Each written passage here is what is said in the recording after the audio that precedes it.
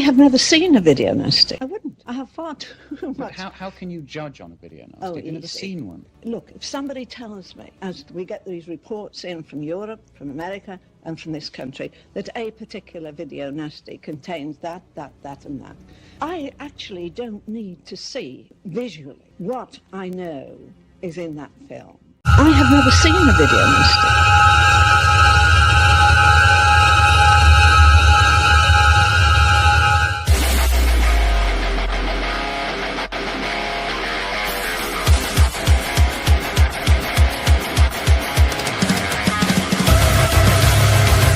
I have never seen a video nasty.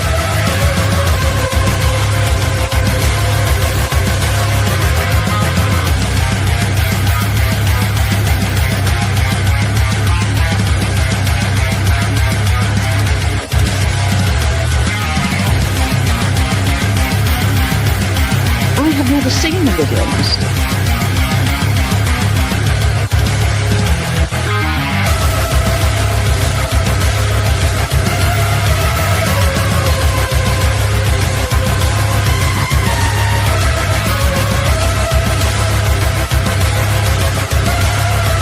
I have never seen a video nasty.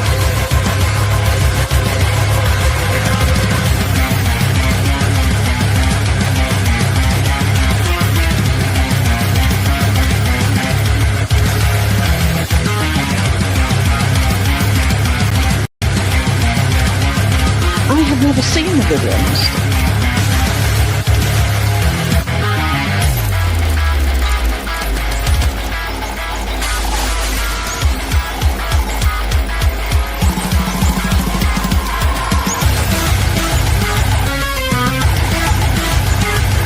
I have never seen a video nasty. If I might say so, that is very offensive.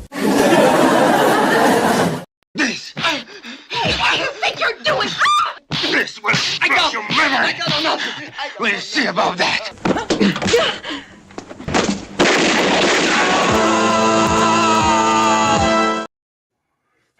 All right. Hey, what's happening? What's going on, man? Hell, we're back, man. EuroCrypt, man. Covering some slashers of the video nasties, man. Some crazy shit of the video nasties. I know that. These three are probably, this is probably the most sleaziest stream I think we've ever done. This one. Oh god, easy as well. Nothing comes close. Certainly one of these titles is just like, I'm thinking, what the fuck has Dirk got me to watch with one of these? So it'll become evident as we review it. Right. Yeah. It's crazy, man. Let's see who's here, man. We got several people in here, man. Let's see who's in the chat right quick. We got Wild Wrangler. What's going on, man? Hey, what's up? Jackson Jacks. Let's all get in the mood for anal. Oh shit. Well, if you're into goats, then this might be the stream. Oh yeah. Give me an A. Shit, give me an N. All What's right. up, man? Yeah, man. What's going on, Jackson? Jackson Jack. We got Texas in here. Welcome to the panel of pain. Hell yeah. Hey, Man. what's up, Tex? Let's see. He's spelling it out. The power of anal compels you. Exactly. And got Adrian James in here. What's going on, man? Hey, what's up? We're pretty much competing with the football tonight, isn't we? Really, but yeah, the Super Bowl, man. And I've watched every Super Bowl except, I mean, as far back as I can remember, but I just don't give a shit. You know what I'm saying? This year, so whatever. But yeah, like I said, I watched a little bit of it earlier, but it looked to be going one way, but you never know. Well, you know, I'm sure things could change eventually, but yeah, man. And but yeah, man, I guess we'll just jump into it. Hell. Yeah. The first one we're gonna cover, man, is Island of Death. Oh, you've got the blue. I've got the DVD. Yeah. Arrow release this one. Yeah. So it's Island of Death, Island of Perversion, Devils in Mykonos, and A Craven for Lust, or Children of the Devil. Man, yeah, it goes under a lot. I think there's even more, like in my notes of I did with a commentary track. Yeah. Yeah. So, I mean, crazy. whichever you prefer. Island of Perversion, I think, really suits the film, though, for sure. Yeah, you got Devils in Mykonos, which I liked. I think that was the early title. Yeah. Mm-hmm. Yeah, and obviously they didn't go with Island of Perversion for for obvious reasons. But I think Island of Death does actually sum it up quite well. It does. It does. I was surprised when you told me that this was a slasher, and I thought I've never heard anyone call it that. But this is definitely a proto slasher. It's got slasher heavy slasher elements. Yeah, it's proto slasher for sure. 1975 on some lists, they say 75. Came out in 76 for the majority, but I can kind of get into Nico Mastorakis, the writer, director, producer of the film. Everything he did on this, yeah. Yeah, this fucking guy is crazy, man. And so kind of the backstory, he used to be a reporter, and he snuck into the Onassis yacht where he was hosting Jackie Kennedy and Ted Kennedy. He snuck in. He said he was a musical guest, and he had a guitar. He had a camera hidden in his guitar and shit, and was taking pictures and released the info like 3 months before they announced they were going to get married. So people that don't know, Jackie Kennedy was John F. Kennedy's wife, and then the billionaire Onassis married her afterwards. So he's a complete crazy son of a bitch, man. He is, man. But I mean, look, I was like looking up everything. He was like really good friends with John Lennon and shit, which is crazy. And he brought the Rolling Stones to Greece, and there was like heavy riots in 1967 and shit. And they were heavily oppressed. You know what I mean? Yeah. It was called, damn, what the hell was it called? The damn Greek junta. That's what it was called. The Greek junta. They were oppressing everything, man. Like editing, they were censoring all his shit. Anything that he wrote for a column that he was working for. Right. And so that was the main reason he made this film. He was giving the middle finger to them. And they were over with. I think it was from 67 to 74 is when they were in control and shit. Okay. Yeah. Yeah. But yeah, man, holy shit. This is like everything but the kitchen sink was thrown in this fucking movie. Man, when we go through some of the scenes, like I'm gonna show a clip. I got like a 1 minute clip to show everybody.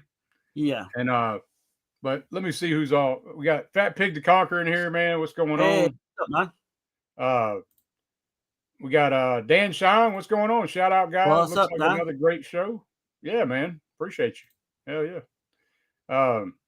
The mayor, I don't care about no stinking Super Bowl, but I'm about the superb owl.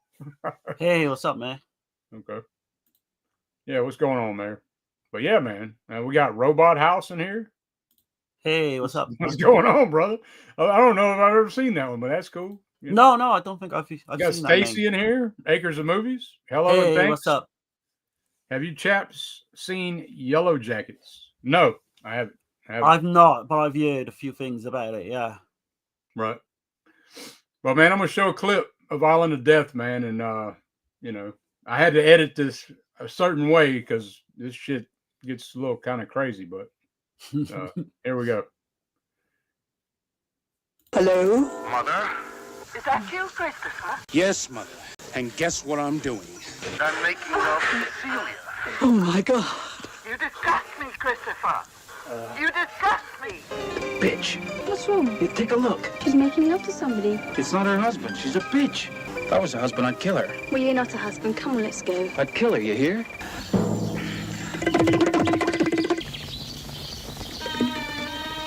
God punishes perversion. And I am his angel with the flaming sword, sent to kill dirty worms.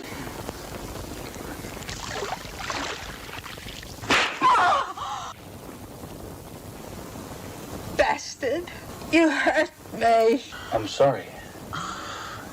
But you hurt me too.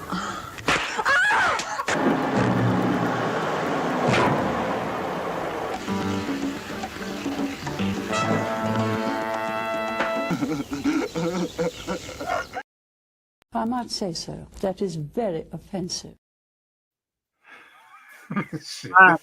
Like, if you're into goat fucking, then this is the film for you. If you're into all sorts of like debauchery, golden showers, this is the film for you. It's actually shown. It's every damn thing. He's just like pushing the damn limits to the extreme, man. It's like, I can see why this was banned, to be honest, but interesting about the cast as well, because I got a little bit about the cast. So Bob Beeling, he plays Christopher Lambert. He was an American actor. He starred, surprisingly enough, he starred in the giallo The Hook from 1976. But what was interesting about him was he committed suicide pretty much a few years after, or I think it was the following year after this was made, with propane gas, which is not good. He did do a couple of films before that. For me, he's probably the standout in the film. You've got Jane Lyle. She plays Celia, his girlfriend, or is she his girlfriend? We'll find out. It's his wife, right?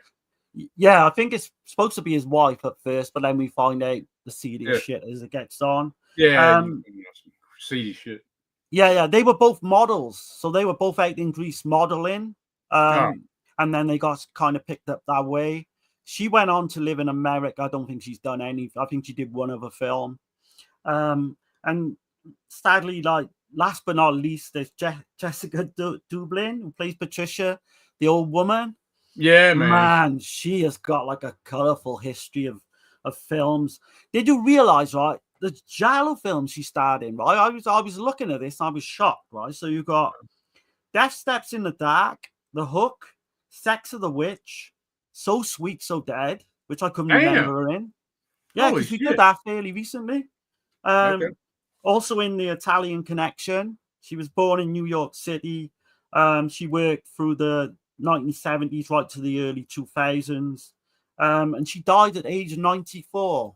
And she was one hell of a character, as you can see in this film, with that one scene with the tongue. Yeah, dude. Her sticking it, waving that tongue around and shit. And I'm like, oh, man. She is a nasty, nasty woman. It's a gross, like, fucking scene as well in general when he's, like, fucking pissing all over her. And she likes it.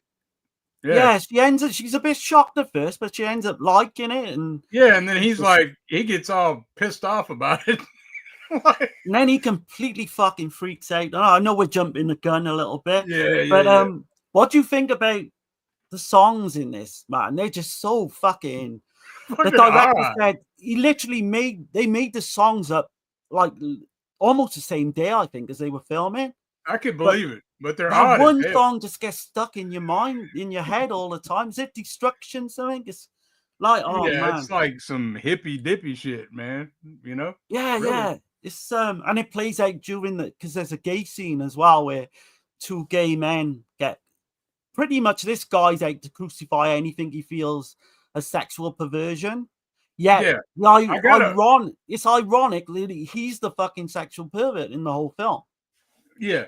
I got a synopsis right quick. You want me to read it? Yeah, go for it, man. Yeah. Okay. All right.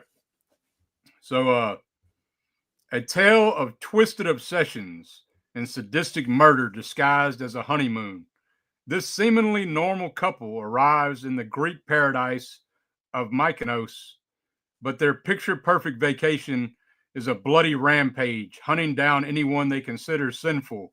This extremely shocking film shows the hypocritical dark side of human nature and its most disgusting abominations against the backdrop of a sun-drenched island. Nice, man. Yeah. Pretty twisted. It's kind of like a fucked up version of like Bonnie and Clyde, or like where this couple is just going round more him than her, really. She becomes like halfway through the film a little bit like she gets to where she don't like what's going on, but I think he's he's kind of perverted her mind, but then at a certain point she's getting where she don't like that shit, you know. Right, but just like you set it up quite nicely there. But I'm gonna say there's a scene early on, right? So there's this couple, they're in Greece. They want to rent this house. I think this gay man owns his shop and he sells them this little red book, and that's become quite that's got a lot to do with the plot as well, because he thinks like Paul He's superstitious. He's cursed or something. This little he's superstitious of any kind of red book for whatever reason. I don't know. And doesn't even say why. And it comes into play play towards the end. But there's a scene early on where, just for the hell of it, they have sex in this phone box. But on he top calls of that, his mom. He calls his mom and just fucking literally you can hear grunting and them having sex. And his mother's like, what the hell's happening? Then he tells her who he's having sex with, and she starts freaking out. Like, yeah, which we don't know at this point, you know. Right. We just think they're like this young couple, you know, married couple. It is crazy, and that's like early on, straight from the off, but that's not the worst of it, you know. So you've got Jane Lyer, who plays Celia, and she's got to be one of the worst fucking actresses I've ever seen in my life. She's pretty bad. Yeah, she's pretty bad. Like the way she just talks the lines, and it's like, oh man. And even when something bad happens to her, she's not very believable, you know. No, it's weird. Like it's like they just plucked her off the street, and she's there purely for her looks as well, because she does disrobe a lot, and she is, you know, a very nice looking, attractive woman. But you've got so this Christopher guy, he's horny all the time. He wants to have sex like at a moment's notice. And there's a scene where they're in bed and she's like too tired to have sex. So what would you do? What's the natural conclusion to this? So you just go outside your front door, you see a goat, and you end up fucking a goat, and it's all in the film. Crazy, man. Yeah. What do you think about that scene, man? Because on the commentary track, right, they say no goats were harmed in this fucking film. I can believe that. I can believe it.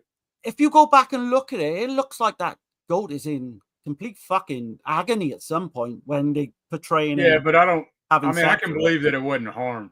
I really can. By the way it's shot and everything, it don't look like you know what I mean? I don't know, that final shot of it where he's like, he looked dead to me, but I guess it don't really show like think about Cannibal Holocaust, when like that's actually, you're seeing the knife in the in the machete and shit going into shit, but you can't like the fucking face of this goat, and it's clearly distressed at some point through something. I mean, and obviously it's not literally fucking the goat in real life, you know. They just it's a film team, but they're doing something to this goat, because the expressions, you can't, once you see that shit, you can't unsee it, man. It looks like it is, you know, I'm pretty sure some kind of harm he definitely was done. He was definitely, like I said, man, he was doing this to piss everybody off. That he'd been oppressed so damn long, you know. So he's just like, I mean, let me name all the shit that that's going on in this movie. It's fucking. So you got some incest in here, rape, bestiality, animal death, racial slurs, most disturbing things imaginable. Like fucking, I mean, there's which you mentioned already, there's a gay wedding for, at the time, was like very controversial at the time. Very stereotypical gay men as well. There's a murder-suicide staged. There's a black man gets hanged, so that's like crazy as hell too. In a completely different way as well to what you would normally think of. Decapitation with a bulldozer, drug use with heroin, fucking torture and death of lesbian and gay couples. It's like, what the fuck, dude? Like, this shit's fucking crazy. It's just no holds barred, really. No one comes out of this film looking good as well, because even though he says on the commentary track that he's not anti like homosexual or anything, but that gay couple are not portrayed in a good light at all during this film. Yeah. What about the scene early on with the painter as well, where he's like Cecilia kind of like seduces him and he has sex, and this fucking And Paul, the he's whole just time there he's taking loving it. pictures. He's taking photos, He's man, taking and they pictures do while his that. old lady's, Yeah. screwing this dude and shit. And vice versa, because when he's screwing the old lady as well, when he goes to screw the old lady, she's taking pictures at the window too. So they're just both as fucked up as one another early on. She's all biting her lip like she's getting turned on from it and shit. Yeah. Yeah. Like I say, she's just going. I think up until like halfway in the film, she just goes along with everything, but then she starts to get second thoughts. That gay engagement party is crazy as well, man. Just the death scene when he's chasing that one gay guy around the fucking villa or whatever they're staying at. Man.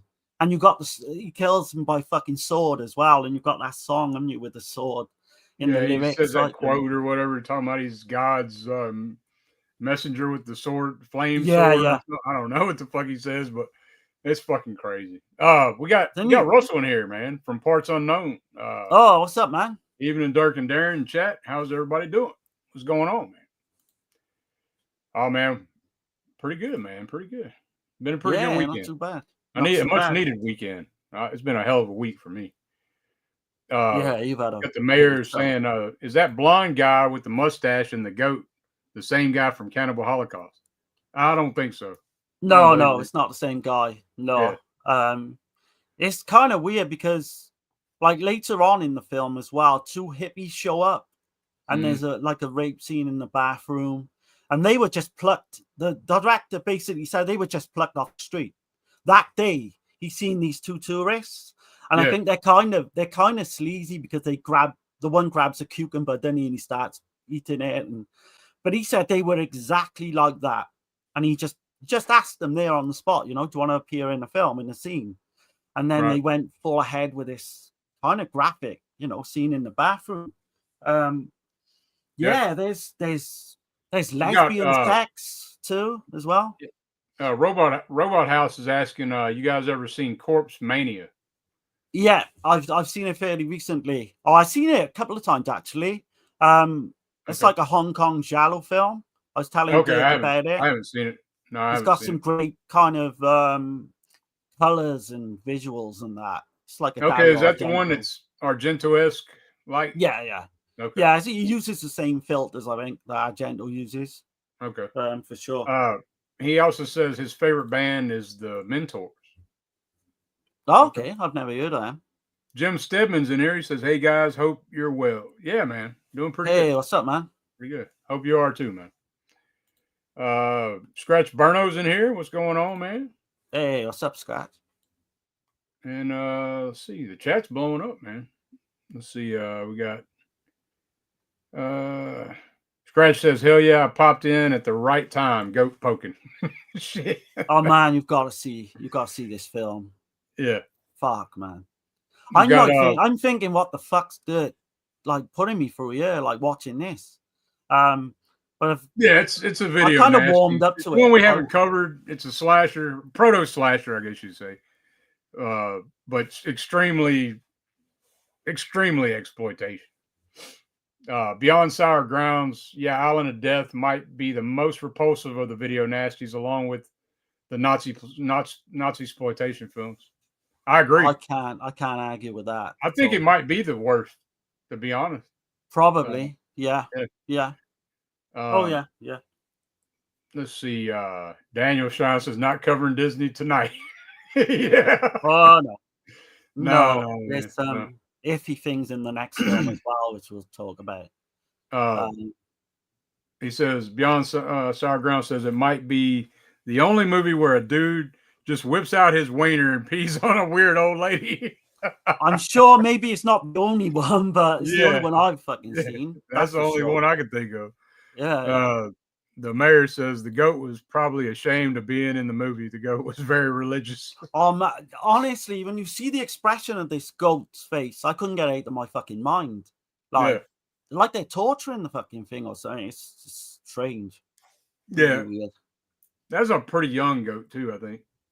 Yeah, it's like not much bigger than a baby goat. Right. But man, yeah, it's crazy. it's you know, I didn't realize he did that movie Blood Tide with James Earl Jones, came out in 1978. Have you seen that one? I've heard of it. I've not seen that one. No. It's got a hell of a cast. I didn't write it down. I do remember James Earl Jones, and it's got the Cobra Kai motherfucker from the original Karate Kid. Okay, yeah.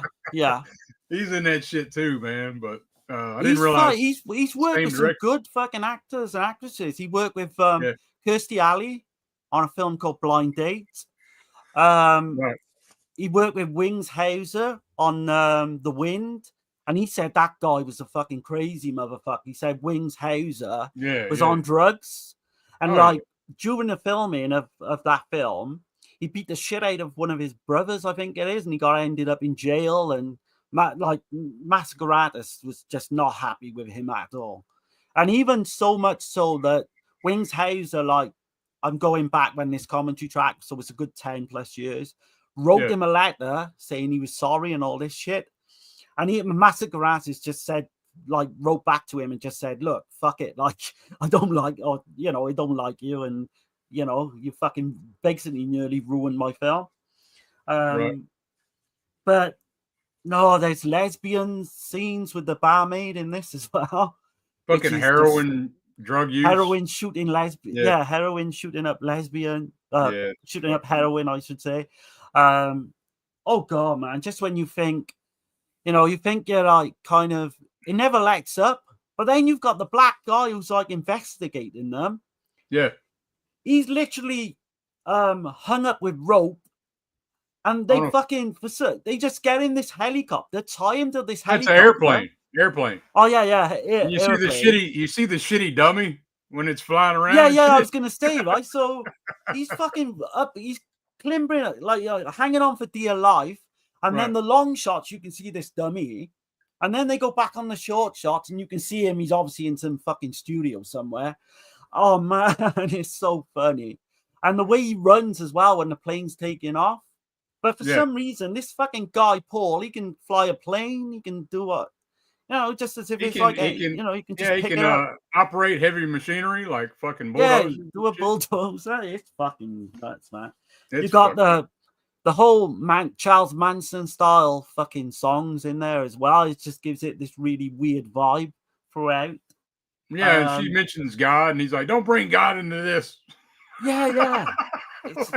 I mean, all that we've said, and we're literally like halfway through the film, it gets worse, like with the primitive guy at the end as well. Oh, man. Yeah. Man, that is such a great way to end the sheep herder, man. He's a sheep herder. Yeah. He's a mute sheep herder. He is, yeah. Do you know, like, the director basically said that his character was based on what was going on in Greece at the time. So he said some guy was fucking, he was put in prison or something for fucking 20 sheep. He was like a sheep herder. Yeah, and he said this was going on all the fucking time, And it does. I guess it's still going on today, probably. But yeah, that bestiality crap, man. That's crazy as hell. But it's so funny, that comment. I highly recommend the commentary track.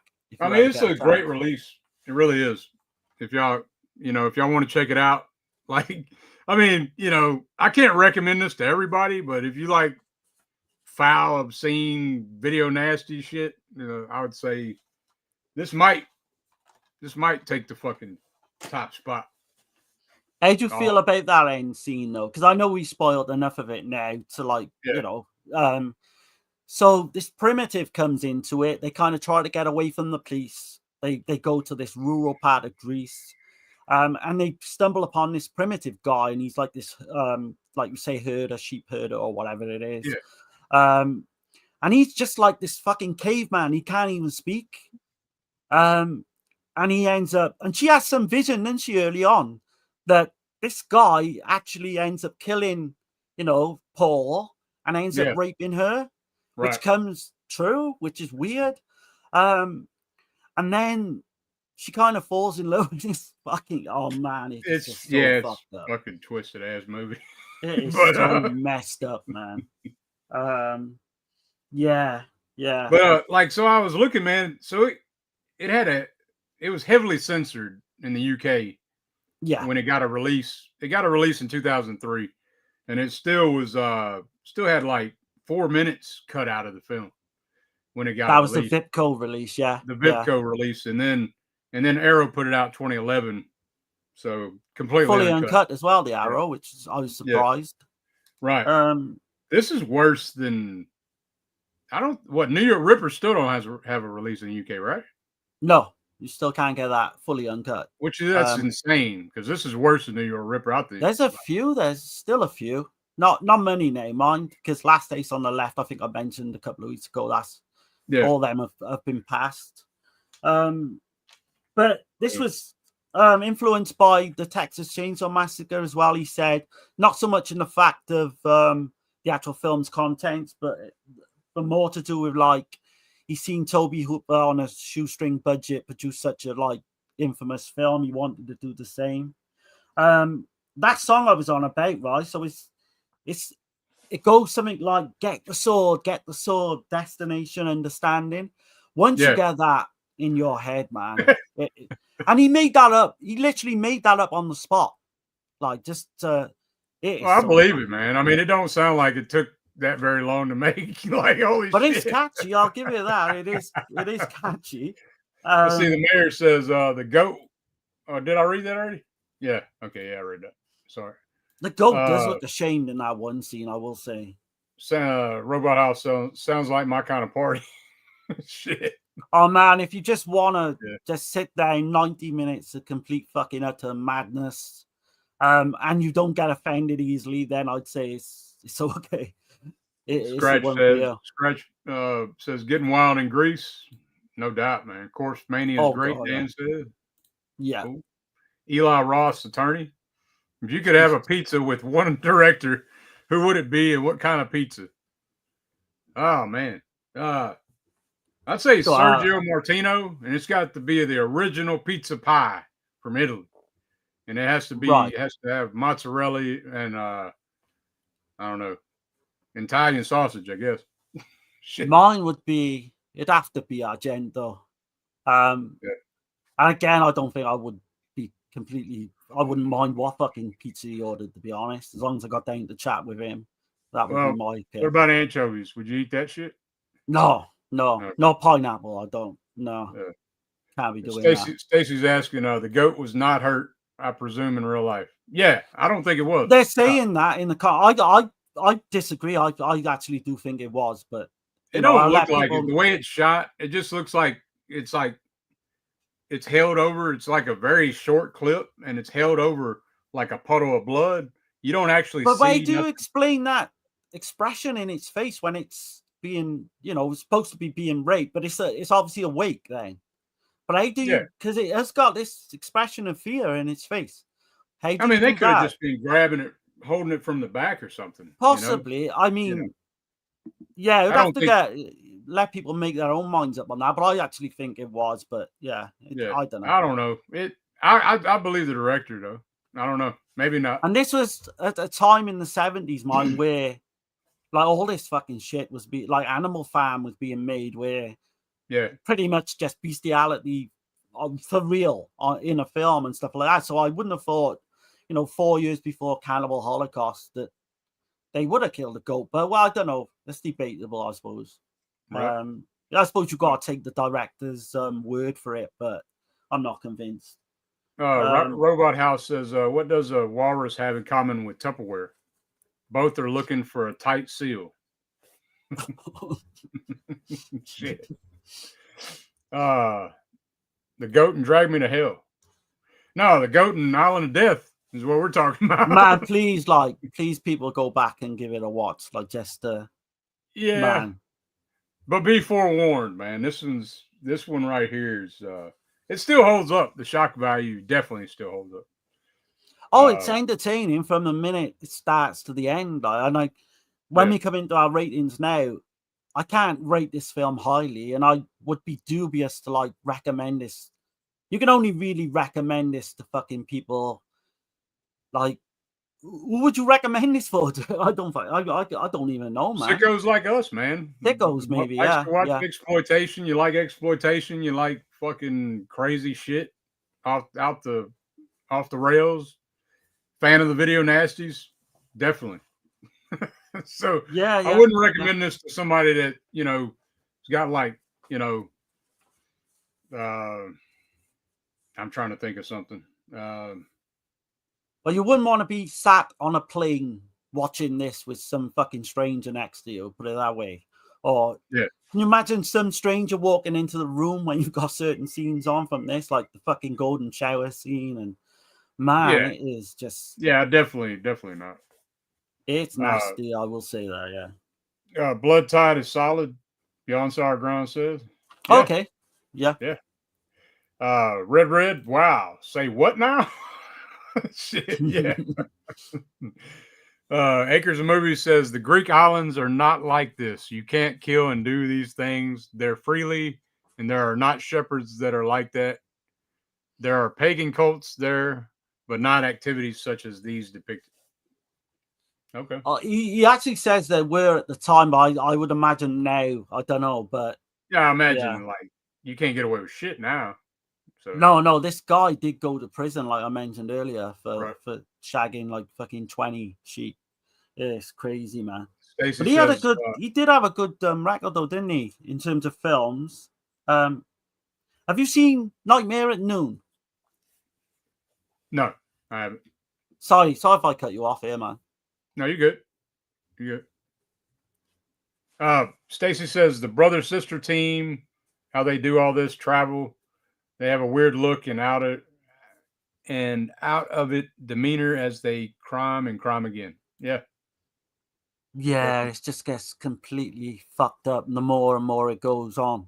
It is twisted as hell. It's kind of like he's not satisfied, like this poor character is just not satisfied with one. He's got to kill another, and it goes on and on and on until it comes to like, I think this is a good conclusion.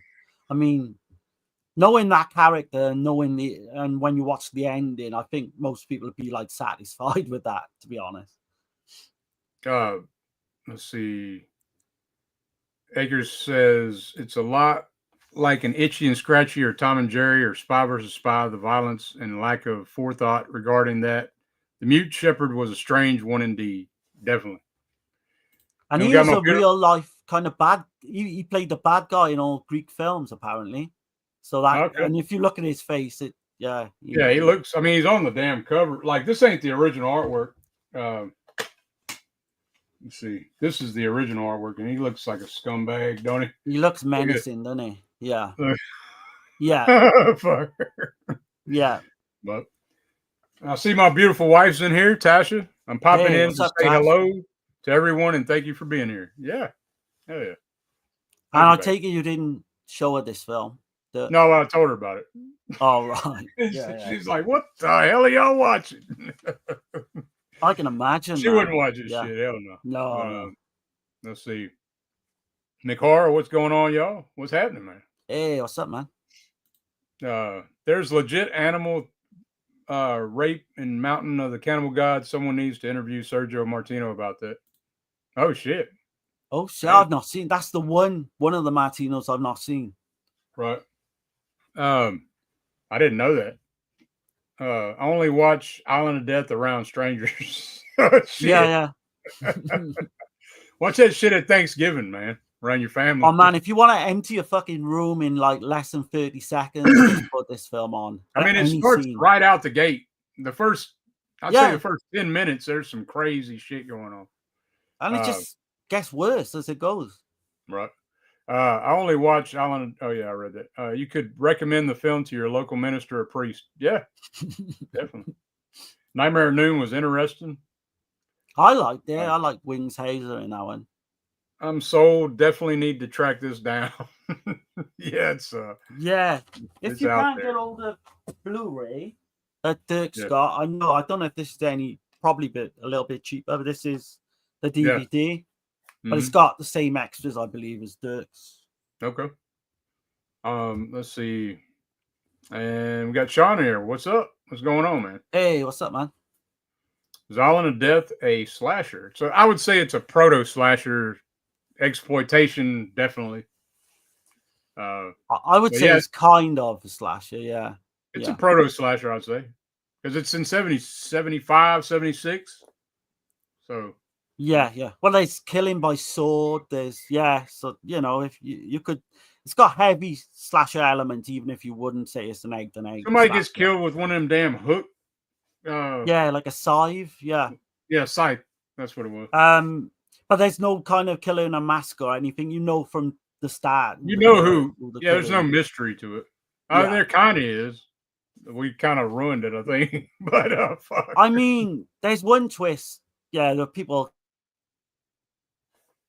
can probably work out from our review, but we won't say exactly what it is. But I mean, this is one you can't talk about without saying, really important scenes, really. So right. Stacy says reveals of a kill. Reveals of a kill. Is that a movie or I don't know? I don't know. Let's see. I like the scenes where they show somebody dangling from somewhere, like in Scarface or in Hannibal. Yeah. Is that from the planes? Yeah. Oh no, is that when they one of them hung up towards the end? Yeah. Mm-hmm. Definitely. Well, man, I don't know what else we can say about it without totally. I mean, shit, we kind of went through it. Yeah, we went through it pretty much as it is. You can give you a rating. I'm interested to see how you rate this one.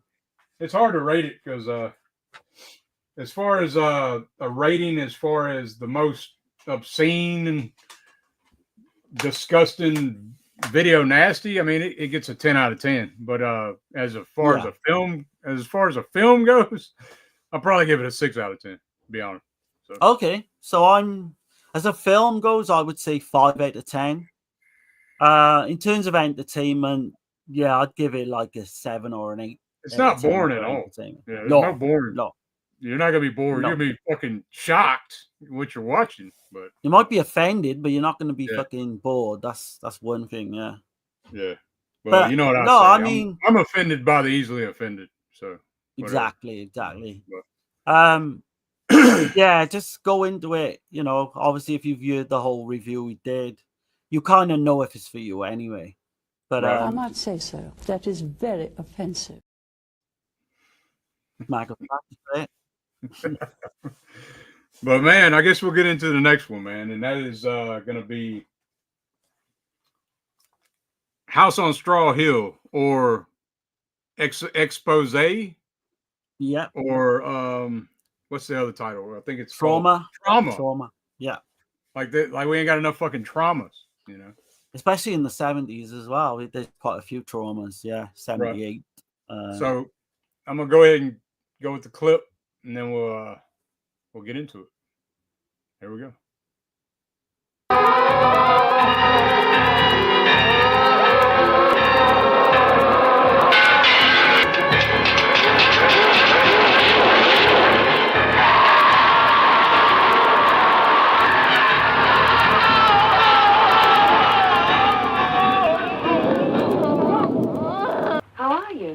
Are you all right? Yes, why not? I was worried. Worried? Yes. Well, don't be. You realize, I suppose, that this is a period of intense concentration for me. Intense concentration. Morris? How about jumping on the back of my Jaguar? How about that, eh? As a rule, I don't like people about. I don't trust them. Haven't I met you before? No. You've been a long time. And coming?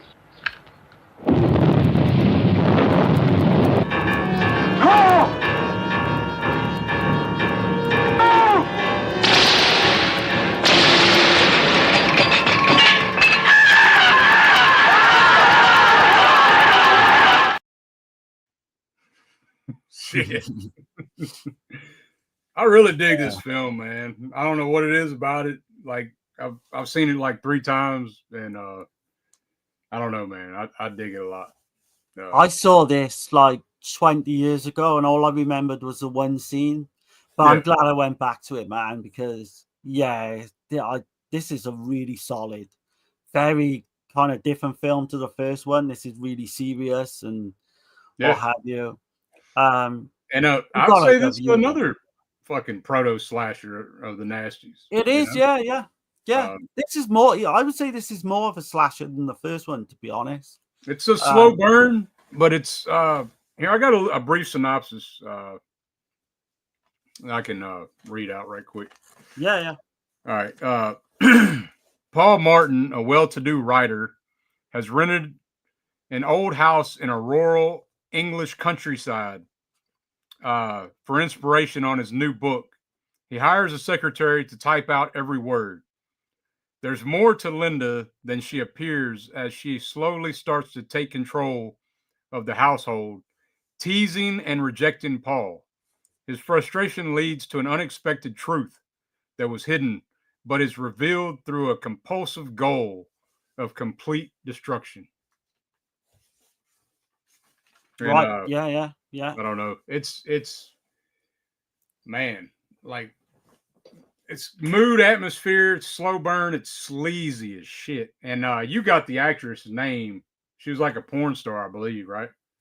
Yeah. So like right out the gate, you're seeing a belly chain and all kind of crazy shit. Oh yeah. Fiona Richmond, she plays the Suzanne character. Yeah. She starred in like an autobiography of her actual life called Hardcore in 1977. She was a former English glamour model. She was winning beauty contests, and you can see from this film she just disrobes at every opportunity. And she was part of like the prominent figure in the sexual revolution in the UK at the time during the 70s. You got EuroCrypt, who we all know from, I think he did like 275 films. Damn, I didn't realize he did that many. Yeah. He's still doing them now, man. He's still. But what's so funny with this one is, or his life actually, not so much funny, but he was born in Cologne, Germany. Right. But what happened, right? So when he was born during the war, and the hospital actually got bombed. And they had to pull him and his mother out of the rubble. And he was like this small baby. And he literally got saved out of the rubble from this bombed hospital. Damn it. So, I mean, early on, it was kind of controversial, all the shit that... I don't know what it is about EuroCrypt, man. He reminds me a lot. Like, it seems like him and Klaus Kinski would have hung out or some shit, you know? Man, and on top of that... I think we've commented on this before, maybe, but what happened on set? So you got Linda Hayden and that Fiona, Fiona Richmond, right? So they turned up on set, and they actually fancied EuroCrypt because he's kind of got, he's, I suppose, for want of a better phrase, not my phrase, but he's kind of a pretty good-looking man. And they literally wanted to take him to bed, and they were so disappointed when they realized that he's a gay actor. Or in gay in real life kind of thing. And they were kind of like, oh shit, because I think they both almost like chomping at the bit to take him to bed. But you've got Linda Hayden, who I want to mention as well. She plays Linda, the secretary. She was born in Middlesex, England in 1953. She was a dancer, a singer. You will know her, like she did play one controversial role early on in her career, Baby Love. And she kind of got stereotyped into playing kind of sexual. And that is a lot of sexual comedies. Yeah, that's a very controversial film. She was pretty young in that one, right? Yeah. She, of course, played Angel Blake in Blood on Satan's Claw. Which is an outstanding performance. That's the one. But I think me and Dirk spoke about this before. She's kind of beautiful, but she's got something sinister about her. You can't put your finger on it, what it is. Exactly. She's something about her. She's not like the most gorgeous woman, but she's got like this twisted, evil looking side to her, any role she plays. And I was checking out the interview with her. She was saying, so I think I saw the mayor asking if this is a Severin release of House on Straw Hill. And it's a pretty good set. I mean, it's a 3-disc set. It's got a good documentary on the Video Nasties as well. Ban the Sadist Videos from David Gregory. Oh, okay. Yeah. Highly recommend this set. just for that. Even if you don't like the film, but I really dig this one, man. But it's a good one, I think. Yeah, but she was saying that like she's mostly known for her exploitation films, and most people would recognize her from her being on the TV at like 3:00 in the morning. Is when her films would come on. So like that she's been in. So she was kind of a poor man's kind of Susan George. I think we all know the UK actress, and she kind of what they wanted, or she wanted to go over to America, and she wanted to crack America and all that, but her agent was only giving her kind of these sex comedies in the UK. So, you know, it prevented her literally from being a big star. She was really pissed off with doing this film. I don't know if it is in the interview that Dirk saw, but what happened was she claimed later on that some of her sexual parts were done by a body double, which is not true, because the director actually said she does a lot of. This is a very sleazy film too. She does like quite a bit of masturbating in this movie. Yeah, and so this is the only film she regrets doing. She said, which is crazy to me because it's literally is all her stuff is her. You can see it's her. But when she went to, I think she might have went to see the premiere in London or something, and she just wanted to take her name off the film and everything because it's so fucking sleazy in places.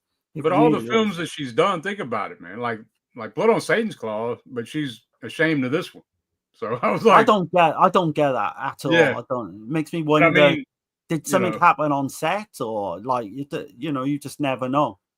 Right. But I can kind of get into the director a little bit. Yeah.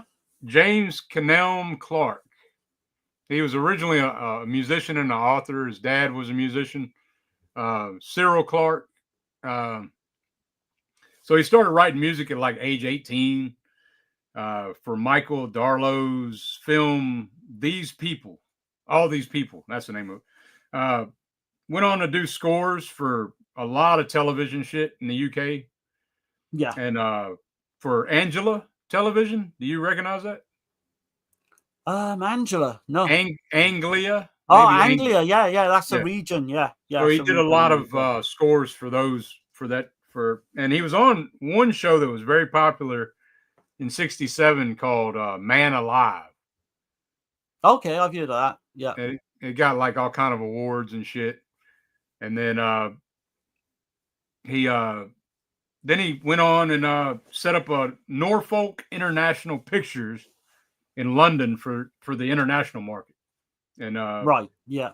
He made another film called Hardcore, 1977, British sex comedy. Let's Get Laid, another sex comedy. I think this was his first one, though, if I'm right. I believe it is. And then he produced other ones, 39 Steps, which is a 1978 thriller that I haven't seen. Okay, yeah, that's not the remake to Hitchcock film, is it? That's what I was wondering. It's directed by Don Sharp, so I don't know. Okay, yeah. And he did the music for. And then he produced a musical, the Music Machine, 1979. Paul Raymond's Erotica, 1981. Then he came back and directed Funny Money, a 1983 crime film. So I'd actually like to check that one out. Okay, yeah.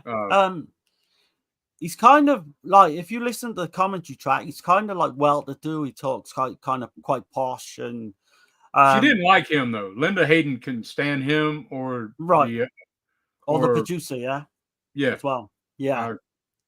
Yeah, she couldn't stand them for whatever reason. The producer was Brian Smedley Aston. And this was heavily cut, 3 minutes. Yeah. To get an X certificate. So,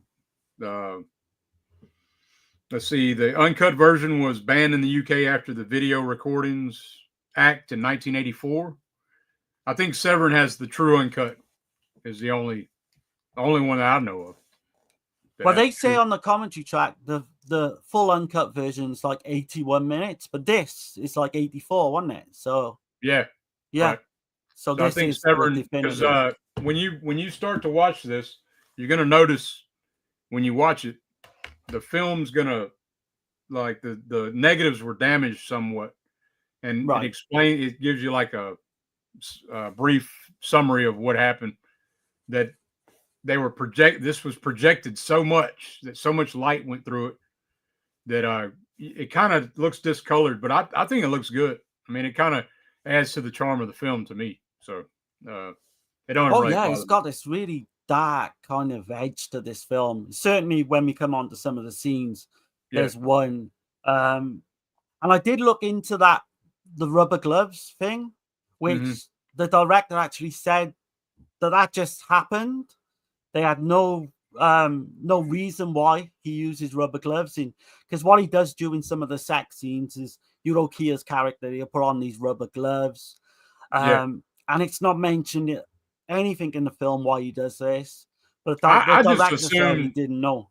I just assumed it was because his character Paul is like he's so in control of everything. He's like real OCD. Everything's got to be just proper. He's got to have a That could certain. well be it, yeah. Like He's got to have a drink at a certain time and all this bullshit, right? You know, like yeah. It I could don't be know, man. that, or like a fetish of some kind, or Yeah, that's what I thought too. Maybe some kind yeah. of twisted sex fetish, some Oh shit. yeah. But yeah, man, there was a remake in 2010 though. Have you seen that one? No, I don't think I've heard of that. So there's a remake with Linda Hayden. She's in it, oddly enough, since Oh she hated shit. this film so much. And Yeah. she's in it, but she's playing Mrs. Brown. So she's playing like the housekeeper in this one. Okay. Yeah. And it's called damn. What the hell was it called? Damn it. I didn't even know that they did. I know they were talking about doing one at one point. Yeah. But I forget what it's called now. I thought I wrote it down. I guess I didn't, man. My bad, y'all. I'm slipping. This kind of started off the original script that they started off more like a Hitchcock type film with just just kind of the thriller elements and all that. But and the kind of writing went on, it went into a bit more sleazier, you know. And going back, it is kind of ambiguous in a couple scenes, you know. Yeah, because for sure. like Udo Kier's character is like he's having these crazy fucking nightmares and shit, and like the wind's blowing and fucking windows are fucking rattling and shit, and he keeps seeing this dead fucking dude coming up to the window and shit, and right, yeah, which was that was actually the producer of the film was the guy in that photograph, because Linda Hayden's character, she kind of starts masturbating at any fucking given moment during the film, I think 2 or 3 times. Right. Because she meets up, so she's his secretary. She goes to see Eurokia's character, and she ends up being a secretary for him. And within 5 minutes, she's in her room masturbating. I think she goes out then to the field, doesn't she, and starts masturbating again.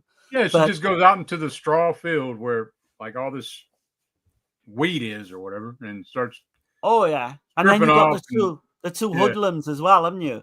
So but when I mean, she's picked up, but wait, when she does that, then Udo Kier goes up and starts rummaging through her luggage and looking at her panties. So she's got like panties for every day of the week, and it says the day on the panties or whatever. It's got like a dildo as well. He's going through her shit. Crazy.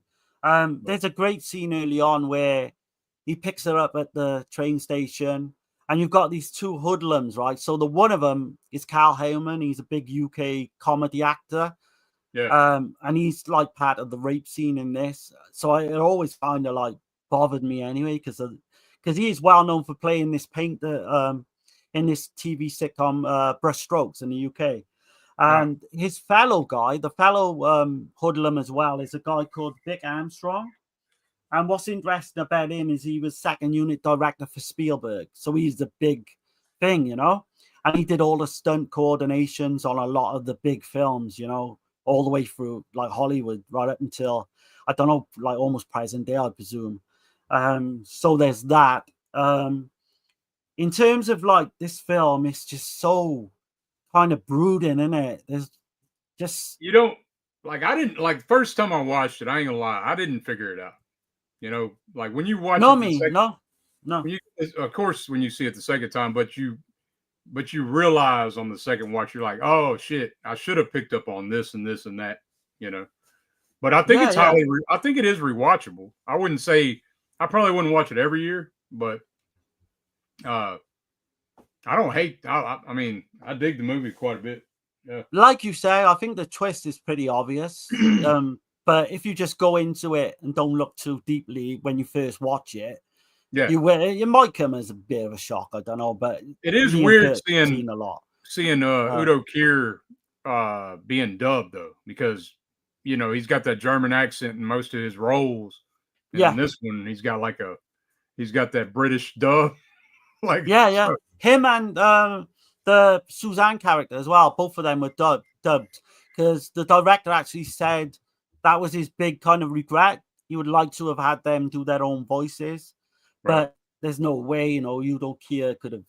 Well, I suppose they could have done him as kind of German, but I think it works well. But it's he had to be Go on. It takes place in Essex, so he had to be British, right?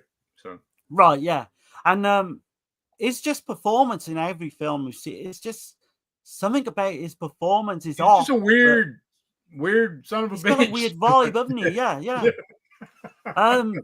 And you completely believe that he can be this fucking psychopath. You really do. It's just and that's just a sign of a good actor, I think. Yeah. But he's just got this weird strangeness about him, even in Suspiria and on other films like that. He's just Mother of Tears. Holy shit. Yeah. But he's gone on and he's still doing films to this day. He's playing, and he's kind of distinguished looking now as well. An old, obviously distinguished looking guy, so there's a lot of parts for him as well. Let's see. McCarr says this looks good. Yeah, man, I recommend it. I really do. I highly recommend this one. Yeah. The mayor says this is an Udo Kier movie I've never seen. Yeah. Oh man. Yeah. Well, good. Don't sit on this one. Yeah, I'll say check it out, man. It's on Tubi, but it's called Expose. Yep. So, well, I didn't know that, but yeah, it's Expose. The other title is Trauma. So, hopefully, it's the uncut version. I would imagine it is. Right. Apart from a few, like there's a bit of a Nikki rape scene. Well, I've noticed. Go on. I've noticed on Tubi though, you'll see like some Severin transfers, and the Severin logo pops up. So, okay. If you see that Severin, that's the one. That's the one you want to see. Right. But, let's see. McCarr says, oh, wait. Texas says House on Straw Hill was excellent. I bought this on your recommendation, Dirk, and to get that documentary that was included with it. Yeah, definitely, man. Awesome. Yeah, it's like I forget how long that doc is, man. Anything you want to know about the video nasties, David Gregory got you covered in this release right here. So I presume when before the remake come out, they were talking about what they were going to do is they were going to do a making of documentary, like a full feature film of just the making of this film alone. Yeah, which never come to fruition for some reason. Okay. Which I would have liked to have seen that. Yeah, but yeah. For some reason, it didn't happen. Stacy says this one reminded me of the one from a couple weeks ago. The name escapes me, but where Nero goes away to write. Both of these are similar writers getting away to write a unique horror subgenre. Yeah. Quiet Place in the Country. Yeah. Quiet Place in the Country. Yeah. Yep. And I think he answered the mayor on that.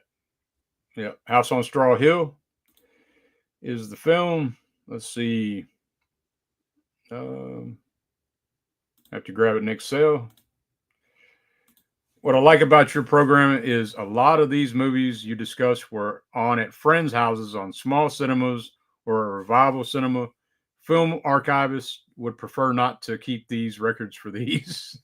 Yeah, absolutely. I appreciate it, man. Well, I mean, Stacy, we're always trying to dig out something that, it's not too much talked about. So that's the point we're doing this. Hopefully, get people onto these. Yeah. Yeah, it is trauma, Sean, which I'm probably sure you figured out already. I'm like 10 minutes behind on the chat. Let's see. In the mid 90s, I recall visiting my Mykonos. That's the Greece. Yeah. Yeah, and their economy was struggling. Tourist hotels had gotten film equipment from companies cheaply, and they would allow tourists to rent equipment and make films. Okay. Man, it's awesome you get to travel like that all over the damn world. Yeah. What's the film called, Dirk? I missed it. House on Straw Hill, Russell. It's this one right here. Or Expose. It might be. Or Expose or Trauma. Yeah. Yeah. From 1976. So love Brit telly shows and films growing up. Yeah. Two very well known actors in this as well. Yeah, man. Yeah. But this, like I say, I mentioned earlier with the rape scene, it goes to a place where you don't think it's gonna go. It's very different. Way different. Way different. It's not go on. Yeah. Sorry, go on. No, I don't want to spoil it though, so I'm not really gonna say nothing. Oh no, I'm not gonna spoil the twist. Yeah. I'm just saying that scene really changes quick. You're like, oh yeah. There's very unexpected, very emotionless. That's the best way to be vague about it without spoiling it. So yeah. So like you say, this writer is getting all these kind of visions. There's lesbian sex involved. And that scene is almost real. That lesbian sex scene looks really completely real to me. I'm thinking maybe that's why she didn't like the film. That's what I'm thinking now. Yeah, actually, thinking about it. She didn't say that, but and then she talked shit on her a little bit too. She said she's not really an actress. She wasn't there for her acting ability. Obviously, no, she's purely a glamour model. You can see that. Yeah. I didn't think she's that pretty in the face, though. Really. Did you? No, I mean, it didn't do a lot for me. Her body was nice, but she didn't do that much. But apparently she was well, I know she was massive in the UK. And she would go on to have an autobiography made about her as well, which is crazy. But it's just I like this film. To do with do you know all the kind of shots where he's having these nightmare visions and all that? All that was I dig all that. A lot. They had to put that into because the first cut of this film is 78 minutes, and they were they're supposed to be making a 90-minute film under contract, so they had to add in all that, and even then it didn't come to 90 minutes. Well, I imagine. And I will say, people that's not used to it, or some of the blood scenes, they look kind of, it don't bother me. I mean, you could tell that it's like blood on a knife and somebody slices somebody. Don't show the cut. No, they had no budget for that, apparently. Right. They didn't have the money for it. But I mean, that don't really bother me with this time period, No, I mean, I know a lot of people get pissed off about that kind of thing, but I don't know. Yeah. The one scene with the old woman, so she gets killed. I will say that, and they used a condom. I say they did that with it was very kind of really low budget. The directors, so the HD might hurt the film a little bit in that regard. If that's it may do, if that's the thing that bothers somebody, So the director was living there at the time. He was renting off his godfather, I think it was, this house. And he went on to live in this house for years later. So all the paintings and all that stuff in the background, the director, and I think one of the mirrors, the director actually owns now. And he said the house is still there, still intact and everything. Obviously, he doesn't know who's living there at the moment. But yeah, I'd like to go and visit it. Just completely out, Middlesex is completely in the middle of nowhere, really. But it'd be interesting to go and see, do a location shoot or something. I don't even know if someone's done that on YouTube. I'll have to look it up. Yeah. But yeah, very, sinister house. It becomes part of the film, really, as a character. Yeah, it is a character for sure in itself. Stacy says, favorite tier performance: Johnny Mnemonic, Barbed Wire, this, Ace Ventura, a talented actor. I would say, for me, probably Flesh for Frankenstein. I can't argue against that either. That's, you know, as a lead actor, yeah, that's it. That is his film. Right. I do like some of his cameos, though. Suspiria, he's I fucking do great. remember, though, when I was very, very young, I remember renting Blood for Dracula, right? Yeah. And it was a different cover art, though. And I couldn't figure it out, like, a few years ago, like, well, several years ago. Before that, I think Severin released that, right? But there's a different cover art that I remember back in the VHS days. It showed like a vampire on a damn, looked like he was like on a cross, I think, and he had like a carrot stuck in his heart or some weird shit. That was the VHS artwork I remember back in the day when I was a kid. I rented it, and I just fucking hated the movie when I was a kid, you know. No, I love Flesh for Frankenstein, but I've never really. I think I might have watched. I haven't revisited Blood for Dracula since I was a kid, so I don't know. No, that's apparently that's the worst one of the two anyway. Okay. Flesh for Frankenstein is great. I just remember something about he couldn't drink. He could only drink virgin blood or something, and he drank he drank the blood of a chick that had sex, and he gets sick and shit. He's throwing up and shit. So that was an Andy Warhol film as well, wasn't it? He did the two of them. Right. Yeah. Let's see. Scratch says, yeah, Severin released Blood, Vincent released Flesh. Okay. Oh, okay. Okay. Yeah. Akers says, just saw Harrison Ford in an advert. Is it okay that I strongly dislike Harrison Ford? I like all his main performances, etc., but he really troubles me. Maybe he's ingenuous, irksome fellow. No, I mean, I'm kind of tired of Harrison Ford, to be honest. So it's weird she mentions Harrison Ford, though, because the guy who plays one of the hoodlums in this was Harrison Ford's stunt double in the Indiana Jones films. Right. So, yeah, that's probably what she's referring to as well in terms of this film. Yeah, I think Harrison Ford got hurt, from what I remember, in Temple of Doom, and the guy that's in that scene, he was the body double. He had to actually shoot a couple of those scenes, and they did it without Ford, and he was down for a little while. And to become like second unit director as well to Steven Spielberg is like kind of crazy. Right. Akers says, yes, thanks, Darren. Yeah. Yeah, I knew what he was referring to. Right. But yeah, man, I don't know how much deeper you want to go into House on Straw Hill, but I mean, yeah, we don't want to give away any of the kind of twist or that. No, I highly recommend it though. This as is well. Sleazy as hell too. It's not as sleazy as Island of Death, but it's pretty sleazy. Oh, nothing's just fucking sleazy as Island of Death. No, this is decent. This is like even like slasher fans will get a kick out of it, but not just that. I think if you like a slow burn, obviously EuroCrypt, you've got the gorgeous two women in it as well, so it's a bit of eye candy for the blokes, really. Yeah, I think it's worth checking out.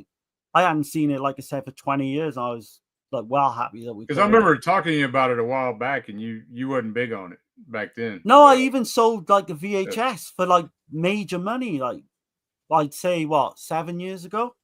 Yeah. So, but now I want to get that Blu-ray you got because I really dig it now. And again, I like you. I don't think it's one I'm gonna like play every year, but no, maybe every couple of years. I think. Yeah, but I'm a big Linda Hayden fan anyway. I mean, for me, gorgeous, man. You know, it's a nasty, so I gotta have it, right? It's a video nasty, so I gotta own it. So absolutely, that's kind of what it is for me. But I actually like it. So like, I could name a video nasty I really don't like. The Snuff, right? That's probably the worst one. Last, it's probably the worst. Don't waste like an hour and a half of your fucking life because you're watching that film. Yeah, I'm glad I got it just to say that it's on the 39 DPP list or whatever the hell. But Yeah. How the hell that got people got fooled? I don't know how that film. got on the Nasties. I guess because the title of the film. But people thought it was real, and if Yeah. you go and watch the end of that film, you can tell it's blatantly fake. Definitely. But no, I don't know what you want to rate. How you would rate this one? Wild Rango says no stake in the heart, carrot in the heart. Yeah, man, it was weird. Like from my child memory, I remember him being a vegan or some weird shit. I don't know. That Blood for Dracula. I could be wrong. It's Andy Warhol, man. He's just he's out there anyway at that time. Yeah. But no, man, I give this one a 7 out of 10. I think it's a solid. It does have a little bit of an ambiguous twist, like not twist, but a ambiguousness about it. When the film goes off, you're like, "What the fuck?" You know? Like, yeah, there's certainly. It kind of leaves you hanging in a way, right? It does, yeah. I'm pretty much on the same. I would say a strong 7. Possibly an 8 in future viewings. I don't know. I just warmed to this one this time. Yeah. Its mood and atmosphere, the way it's shot, and it's just weird to see this director's filmography. He like after this he does sex comedies and shit, and it's like what the fuck, like right? Yeah. You know, I would like maybe do a double bill with something and play this first and like have a movie night and then sort of build yourself up onto like maybe a haunted dark house film or some type of dark house flick. Yeah. Maybe the Spiral Staircase or something like that, you know. You know, they both pretty much feature some kind of dark house and all that, but or any or maybe slasher, Sex and the Witch. Yeah. Sex and the Witch, something. Fucking or a White Dress for Marielle. Some shit like something that. weird like that I would do as well. Yeah. No, highly recommended, I say. Let's see. Fat Pig says like Count Duckula. Yeah, just like that. Scratch Burno says, are you guys only covering the Section 1 films of the Nasties or going all over with it? I think we probably will eventually, but we'll do everything, I would imagine. Yeah, man. And I've seen you on a stream before. I know you know some stuff about the Nasties, man. You're welcome to the EuroCrypt, man. If you ever want to join, just let me know. Reach out. Absolutely, man. Yeah. Come on. Horror Caffeine says it's better the story behind Snuff than the actual film. I still like it for what it is. Yeah. I got you. I'll have to go back and give it another watch, but it just didn't work for me. It's been a while since I watched it, but I'm glad I got it in the collection. Let's see. Love Count Duckula. Yeah. Haven't seen it in years. All right, man. Yeah. So we're going to get on to, I guess, the film of the hour. Fucking this is fun. Bloody Moon, man. Just Franco. The 1982, right? 1981. My bad. Yeah, 81. Yeah. So here we go. I got a clip. This one's a little longer than the other two, but I had to for Franco, man. So here we go. Tenderness, please be patient with me. Just let yourself melt in my arms. Everywhere, yes, like that. I thought you were with Gina, Ralph. I've been waiting so long. Just get away from you, huh? Come on. It's all right. Come in. 1, 2. Oh, no.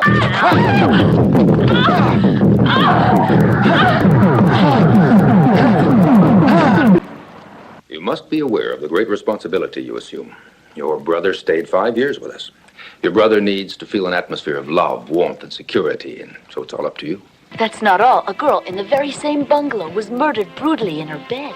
No, I heard about it. It's a fact. The killer used a pair of scissors and just kept stabbing her. As in a trance, he looked around him in the dark, seeing her like a phantom in the night.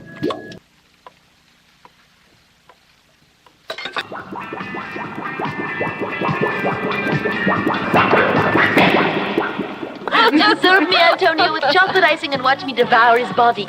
Good idea. Bring us some dessert and see that it's got plenty of chocolate icing. I thought you knew how to take a joke, Antonio.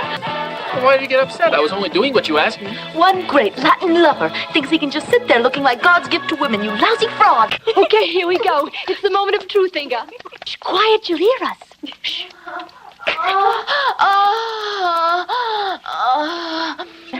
Yes. Crazy. You drive me crazy. Oh, yes. Tear them off, Ralph. All of them. Bite me. Hurt me. Oh, how can you just look at me like that and laugh at me? You're satisfied, I suppose, that Ralph couldn't come. It wasn't my fault. I bet he's never even made it with the girl, the phony Spanish lover. That fucking dialogue, man, just every time just cracks me up. Yeah, man. Yeah. Oh god, what can you say about this one, man?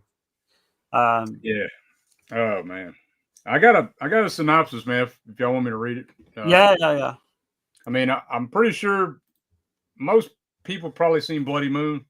I know a lot of people consider it Franco's best, and I did until I started going through a lot more of his films and shit, and I've come to the conclusion I think Justine is my favorite from Franco. Okay. Yeah. Of the ones I've seen anyway. Because he's got like 173, but some people say he's got over 200, and there's movies coming out all the time that people don't know exactly how many he made.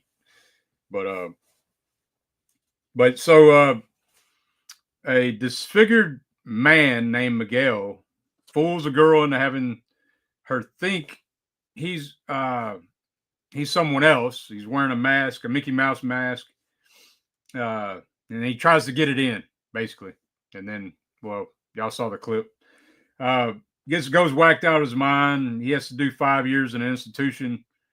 And then he's handed over to his sister Manuela and his handicapped aunt, Maria Gonzalez, Countess Maria Gonzalez. And then his sister of incest runs a school for young women. There's a killer stalking and murdering them one by one. Has Miguel's sanitarium made a mistake? Yeah. So I don't know. Because I think we pretty much touched on this one before in one of our earlier streams. So I'm going to kind of like hope we don't repeat ourselves on certain things. But this one, like, I couldn't find a lot really much out about the cast. So we've got Olivia Pascal. She plays Angela. She's probably the most well known. She was in Behind Convent Walls. Born in Munich, Germany in 1957. She was like really well known for a film called The Fruit is Rife, 1977. Sunshine Reggae of Ibiza, 1983, and The Joy of Flying. But the other ones, pretty much all the girls in this, all attractive women and all that, they didn't really make anything. So some of them are just one-offs in this film. Well, Franco got lied to too. I mean, he was basically a director for hire, and they lured him in by saying that, oh man, we're gonna have Pink Floyd do the soundtrack, and he was gonna have this great special effects team. I can't remember exactly who. I think it might have been. Did they say Rob Bottin? I think it was. I think it was either him or the guy who did American Werewolf. Yeah, I'm vague on that one, but like, I mean, I can't remember on that one, but so he was lured in. They promised him all this shit, and he fucking hated the soundtrack. He couldn't stand it. Like, man, he hated the film, though, didn't he? I think in general. Like I said, he was for hire on this one, but a lot of people consider this one his best, which is crazy to me. Like, the thing is, though, you've seen the clips there. You can't take this one seriously, though. No one, like, you just go into this with a bag of popcorn, like, just think, fuck it, I'm gonna have a bit of fun, and it works in that regard. You can't take, like, as a video nasty, I think it's mentioned in the comments, like, it's hard to understand why this was a video nasty. I think because the twist. Yeah, maybe the twist. the kind of subject matter with the twist later on, possibly. Yeah, the twist, and maybe because some of the, I don't know. I'm trying to remember now. Like, well, there's blood on breasts in one scene, so I know that wasn't looked upon favorably at one point. Right. But then again, it's so goofy. Like all the characters, the girl characters in this fucking Spanish language school, they're all like model looking as well. They're all like really good looking women. Yeah. Which is You just insane. can't take it serious, man. Right. Yeah, Jess Franco, man. I'll go into him a little bit. You know, like I said, he did like over 173 films. I'll mention 99 Women he did. Vampire is another one he did. But I'm not going to go through it. Y'all want to check out his filmography. He's got so much shit. Faceless, I would check out as well. Yeah, Faceless. We covered that one with CK, right, on the EuroCrypt. It was the Spanish. Yeah, we did. Yeah. The Spanish episode we did. But yeah, so he's best known for his horror and erotic. And later on, he did porn and shit. And but you always got the surrealism in a Jess Franco film. Like, I wouldn't say not so much this one though, really. But man, he worked in Spain, his native country, France, West Germany, Switzerland, Portugal, Rio de Janeiro, Istanbul, and America. Shit. And he would literally make 3 films at the same time, where he turn the fucking camera around on a different set and do a scene for another film. He'd tell the actor to change a shirt, or yeah, shit like that. So he'd be filming this like two or three different films at all at one time. And crazy. He did some James Bond knockoff films, softcore sex movies. Based a lot of films on Marquis de Sade. Is that how you say it? The Marquis de Sade, yeah. But his American hits was Necronomicon, 1968, The Bloody Judge, and Count Dracula with Christopher Lee. Both of those had Christopher Lee. Ain't that regarded as his best film, isn't it? I think Count Dracula. A lot of people consider. Yeah. For me, like from what I've seen, Justine's hard to beat, man. Like it really is. I don't know. I like Count Dracula. It kind of falls off. You can tell like the first 45 minutes. And by the way, in Count Dracula 1969 version, Christopher Lee had a fucking mustache. So right, Count Dracula had a mustache and shit. And like he's maybe old. the hipsters today wouldn't like that film, man. Yeah, he's old and shit at the beginning, and then as he starts getting blood, he starts getting younger, and his hair starts going back to brown and shit. But like the Bram Stoker novel. But yeah, he did a lot of shit, man. He did so many different genres.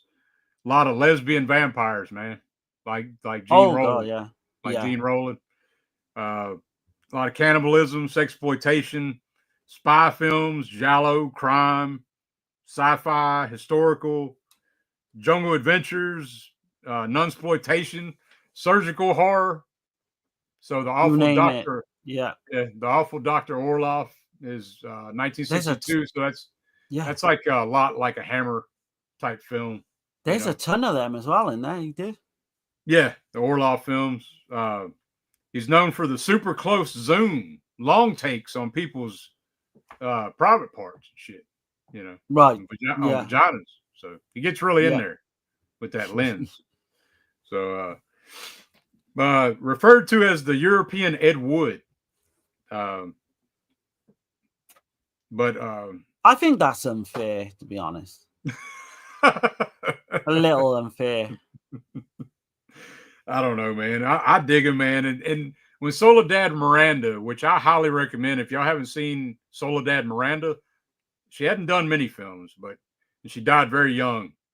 I think she would have been great. She was great in the films that I saw, like Vampiros Lesbos and Count Dracula. She's in that one as well. I still need to see She Killed in Ecstasy. I have it, but we're gonna do that. And I've not seen it either. So. We'll we'll be covering Soledad Miranda before too long. But Yeah, when she definitely. died, she was kind of like Franco's muse, and he went into like this depression and shit. And then he met is it Lena Romay, right? Yeah. And then so I was looking at this, man. He ends up having sex with her in a movie while she's married. What, for real? Yeah, for real. And, oh shit! And she's married to this actor that works for Franco. I think he was the cinematographer too. I think. Hold on, I might got this wrong. Let me make sure I got this right. Raymond Hardy. It's two names he went by. But then the name of the film was an adult film called Sexorcisms. Okay. And Franco for real was having sex with her in that movie while she was married to that guy, and he was married to his wife at the time was damn man. Sorry, y'all. Shit. She was married. Damn it. I had it. Nicole Guittard. Nicole I was going to say Dan would probably know all that shit, wouldn't he? Dan Shine. He would know it like yeah, clockwork for sure. But no, man. So they got divorced, and then he married Lena Romay, and they were married 40 years. And she ended up doing like 109 films with Franco. That relationship just bothered me because if you see what Jess Franco looked like and what she looked like, there's no way you could imagine them together as a couple. It's because he was a genius. That's why. You know? Yeah. I don't know. She really liked she liked Yoda. She liked that Yoda look. He does look like Yoda. I will give you that. Yeah. But yeah, they lived together, worked together until she died. I think in 2008. And because he lived quite a few years later, didn't he? Than that, I think. Yeah, he died in 2013, and he was 82 when he died. 82. Okay, yeah. He's always interesting in his interviews as well. He don't hold back, man. He don't hold back. It's fun to watch, man. It's fun to sit back and listen to that shit, or read it, whichever one you got. But so I went back, right, and there's Alan Jones is a UK journalist, and I just wanted to do one of his quotes. I don't know if have you got more on Franco? Sorry, Dirk. No, you're good, man. Yeah, I just kind of went through what I had. I was just briefly going through Franco. I didn't want to go too crazy. Sorry, I just didn't want to cut you off. So this is a quote from Alan Jones, who's seen this film when it first came out back in '81. It has a routine and incoherent plot, shoddy gore effects, disjointed sexual violence with sadomasochistic leanings, and the lack of anything resembling style or directorial skill. I thought, fucking hell, man. That's kind of true. Even though I like this film, I can't argue with any of that. It's so funny. I like a lot of the shots in here, though, man. He's still got the signature Franco shots in here. Yeah. I mean, you can tell that when he has money, and that's the thing with Franco. A lot of the films he made, he didn't have money. When he like most of the shit he made. So, but when he did have money, man, it's a really damn good movie most of the time. Until he lost interest in making the movie, because that's one thing they said about Franco is he would get interested in making a movie, and then about halfway through he'd lose interest. So if you ever watch Count Dracula, like the first 30 to 45 minutes is great, and I don't know what the fuck happens in the second half of the film. I still like it, but it's it's not as good as the first half a lot of times. I guess this was his answer, wasn't it, to like Friday the 13th and all the films that coming out, at that time, slasher films. It wasn't his idea though, right? Oh yeah, he was for hire, wasn't he? So yeah, so maybe like I can't remember too many Spanish kind of slashers around that time anyway. But I presume the producers, that's what they must have had in mind. And even the opening shot is so cheesy with the Mickey Mouse mask that you show. there's no way that girl wouldn't fucking know that wasn't him. Surely she know that that's not her fucking like her boyfriend. Well, it's Like, not her it's just boyfriend, so- right? She's just trying to screw the dude that is into the other chick, right? Right. Oh, but yeah, but I mean, I presume she'd know that, wouldn't she? You could just tell by, and then to be let out of kind of prison for, or that mental asylum, I should say, for killing someone for fucking in 5 years. I mean, that would be unheard of today. And the whole weird relationship with him and his sister Manuel as well is just fucking crazy, man. But I love They all the also slasher promised- moments. Yeah, they also promised Franco a great director of photography. Another lie. Like I said, the Franco luckily had a friend, Juan Ramon Molina, who did the effects for Bloody Moon. So, Which are quite good, I think, for the time. I think they're good. Yeah, I think they're as solid. good as anything, around that era, I would say. He also mentioned Spiral Staircase as effective horror and Cinemax's best film. He hoped people understood this wasn't to be taken serious, more funny, and it pissed off the producers because Was he comparing this to fucking Spiral Staircase? Yeah. Wow. I don't know what the fuck. What the fuck? After was he this, smoking, man? he did Linda, aka Orgies of a Nymphomaniac. Yeah, I can see that. Yeah. But he got to do that film the way he wanted to do it. So he was happy. Yeah, just prolific. There's loads I need to see from him. Yeah. Yeah, it's got, I mean, go through his filmography, you'll laugh at some of the titles. You'll be like, what the fuck is that shit? We could do 3 films on him for the next, like, fucking 10 years and still not run out. Like, regular intervals as well. Yeah, definitely. But, yeah. You want to, hold on, let me go through the comments right quick. Yeah. Make sure I'm not missing nothing. Scratch Burno. Been a while for me too. The theme for it was great. It is catchy. Oh, yeah, I agree with that. It's Yeah. overplayed though. It comes on so many times during the film. I love it personally, but yeah, the soundtrack for Bloody Moon ain't too shabby. Yeah, I don't know. I'm not a big fan of it. It is catchy as shit though. I can see how people would think. But it it's definitely is repetitive. not fucking Pink Floyd like they fucking promised it. So, No. Russell says, "Stay safe, stay healthy, stay strong, and God willing, I'll be with you next time. Good night." All right, yeah, have a Russell, good one, man. Yeah, appreciate you. I appreciate everybody, man. Hanging out, checking this out. definitely. Yeah. Later parts. Phony Spanish lover. Yeah. That's just great dialogue, man. Yeah, Justine is awesome. Yeah. I really, really like that movie, man. It's something about it. I mean, it's high production value. It's you can really see what he can do with some money. Let's see, just a scap on his face, on the face. Yeah. Devil Hunter is a personal favorite. Oh man. I still need to see that one, yeah.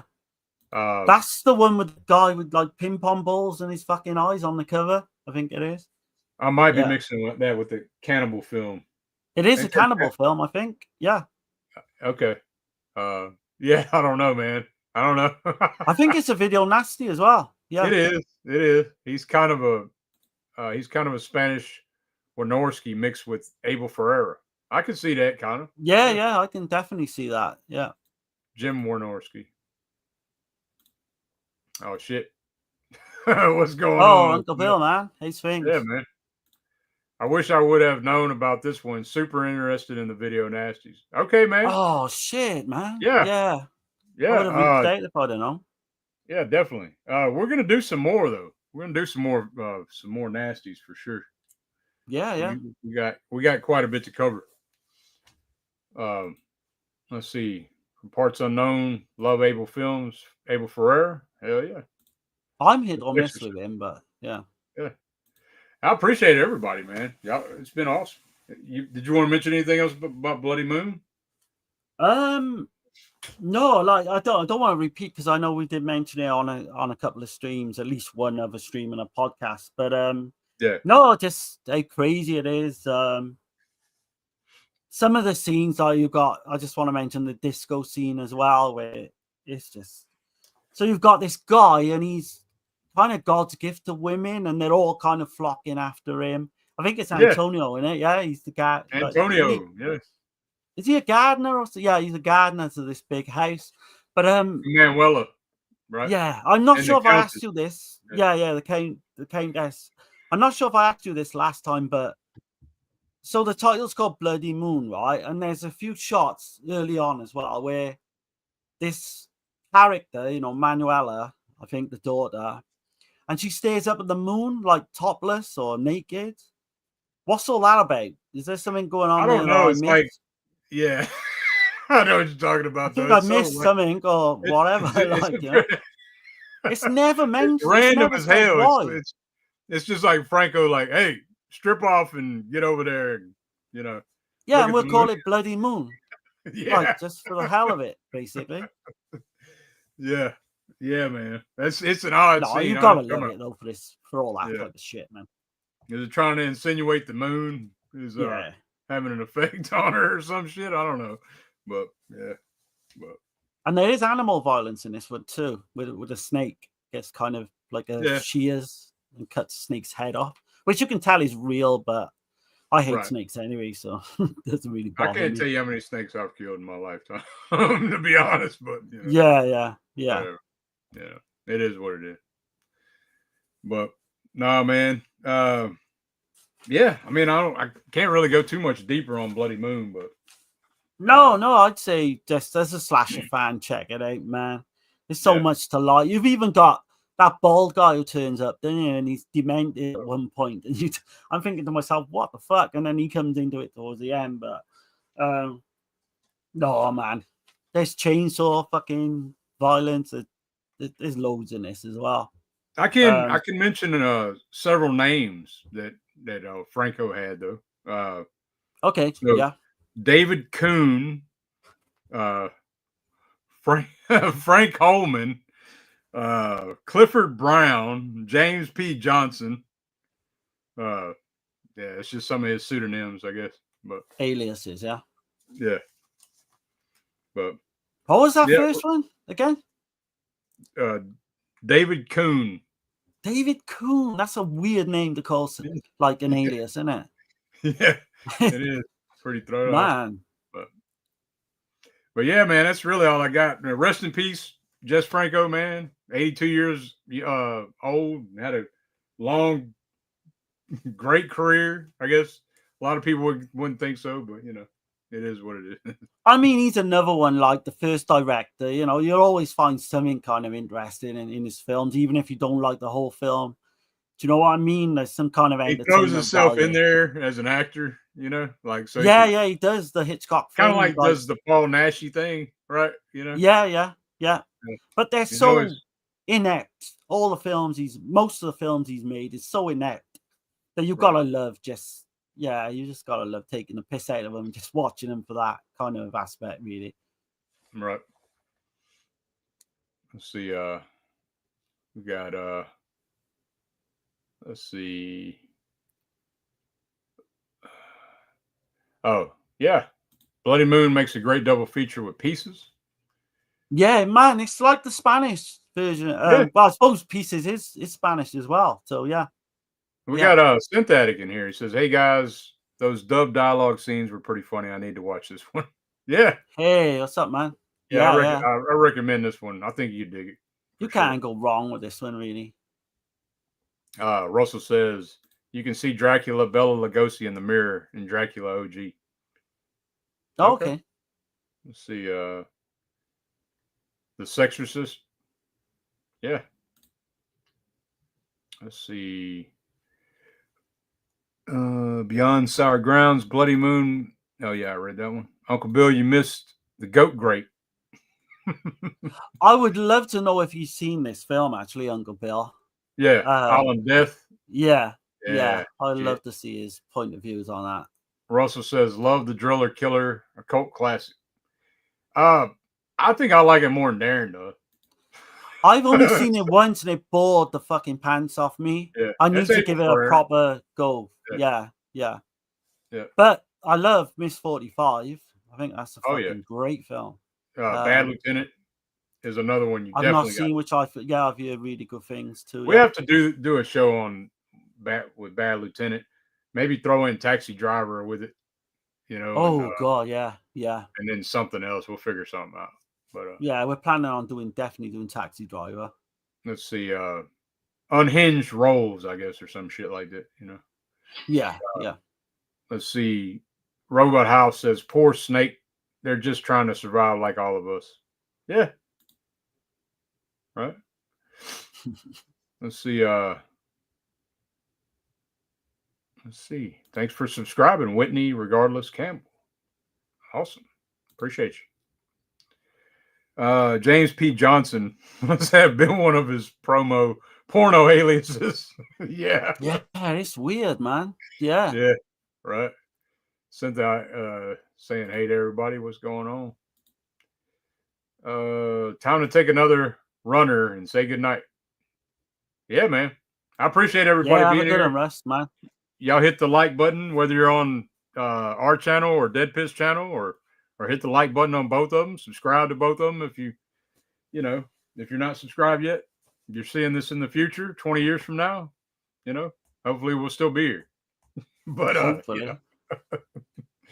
But let's see. Time to take King of New York. Yeah, King of New York for sure. Definitely. Bad Lieutenant and King of New York are great. Yeah. Love King of New York. Yeah, Frank White, man. Let's see. And Texas says, I was just going to mention that one as well. King of New York. Yep. Stacy says, De Palma saw a driller killer and it influenced Body Double. Should he be more honest about that? Well, that drill scene in Body Double, is similar to the one in I think a tramp gets his head drilled in Driller Killer. Yeah. Like that's on the front cover as well. I could see that. I mean, De Palma won't even admit that he was influenced by fucking Argento and vice versa, man, because I think Argento was influenced by De Palma in some way too. So I like what Troy Howard says though about that. Like a lot of times this shit's coincidence, I can see that too, though. But with them two, it's obvious with the Argento De Palma thing because they were both influenced by Hitchcock, so they kind of got. But they like, there's no way Dario Argento didn't see Dress to Kill. There's no fucking way. I can't, there's no way. Let's see, Night Fellas, yeah, man. Yeah, have a good one, man.